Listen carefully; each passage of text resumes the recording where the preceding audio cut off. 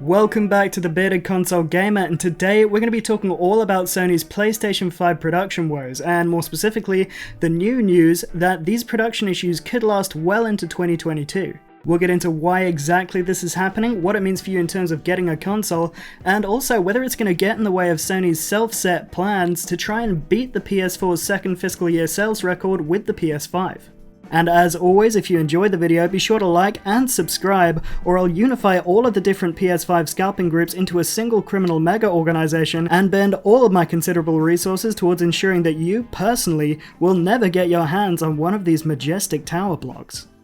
Seriously though, when I rise to power, and I will rise to power, I will have every scalper on Earth entombed alive with me in my burial chamber when I die, as a final act of goodwill to a grateful populace. And this leads us nicely onto our next topic. Why are PS5s so freaking hard to get hold of a full 6 months after launch? Well, the simple answer is that despite the massive array of resources at its disposal, Sony is simply struggling with console production. Supply simply cannot keep up with the rabid levels of demand to buy the console.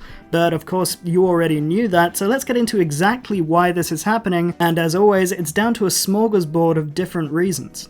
For one, Sony was forced to release its new flagship console in the middle of a global pandemic, which dramatically affected basically everything from how people worked to the availability of key resources. And one key issue that's seriously holding up production is the global shortage of semiconductor chips. Now, semiconductors are used to conduct and control the flow of electricity in literally every electronic device that you can think of. Want a new TV? Then you're gonna need a semiconductor in that bad boy. Thinking about picking up a new car? You're gonna need to find yourself some semiconductors. Without semiconductors, modern technology will be a thing of the past, and humanity would collapse into a feudal structure in which I would certainly be hunted for sport and inevitably killed. But more importantly, without semiconductors, the PS5 would become little more than a perfectly sculpted 15-foot high paperweight. The PS5 really is the Lady Dimitrescu of consoles. And no, I don't care if I mispronounce that. So why is there a semiconductor shortage in the first place? Well, upheavals surrounding the pandemic have led to difficulties in fabricating new chips. That and the blowback from a trade war between China and the US, during which restrictions were placed on China's biggest chip foundry, with the end result that it was harder for US companies to try and buy their chips. This in turn led some companies to look to American foundries and American-made chips, which placed a further demand on their supply.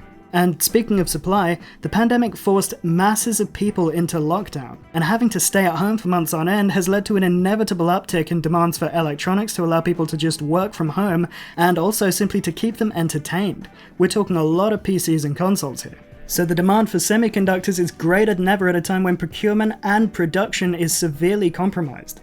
It's kind of a shit show out there. And just to reiterate, semiconductor shortages aren't the only issues being faced by the big three when they're trying to create their consoles, but it is one of the biggest ones.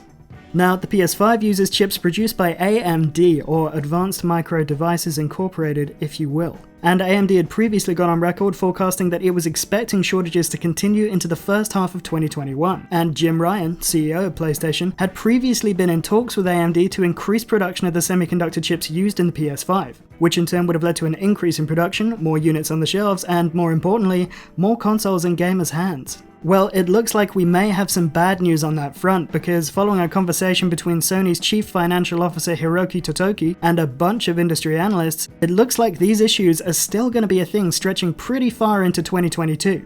According to Mr. Totoki, and I'm quoting this from a Bloomberg article written by Takeshi Mochizuki, I don't think demand is calming down this year, and even if we secure a lot more devices and produce many more units of the PlayStation 5 next year, our supply wouldn't be able to catch up with demand. Furthermore, Totoki allegedly went on to say that Sony would have to increase production soon to ensure that there will be consoles on shelves in 2022, and they are going to be desperate to keep their impressive forward momentum going. Between launch and the end of March, Sony was able to put around 7.8 million PS5 units into the hands of players and, all too often, scalpers. In fact, the PS5 has actually outsold the PS4 in its respective launch window, despite having issues with production, and Sony is hoping to ship over 14.8 million PS5s in the second fiscal year of the console's lifespan to keep it ahead of the sales record of the PS4 in that timeframe. And of course, that is the benchmark that Sony's going to want to be comparing itself to. The PS4 was a magnificent success, and I think to date it sold something like 115.2 million units. Of course, whether the PS5 is going to be able to keep pace with the PS4 moving into the second fiscal year, and whether you, dear viewer, will be able to get hold of one of these bad boys really depends on how these supply issues shake out and how the chip bartering goes with Sony. But regardless, it looks like the unluckiest PlayStation fans are still probably going to be out there hunting for consoles pretty late into 2022. If it's any consolation, they won't be alone. Xbox is struggling to make Xboxes, and despite using a different chip supplier, Nintendo is also struggling to make Nintendos. And this, by the way, is a major reason why I think we're probably not going to see a Switch Pro this year, and it'll come early next year instead, but that's a discussion for another day.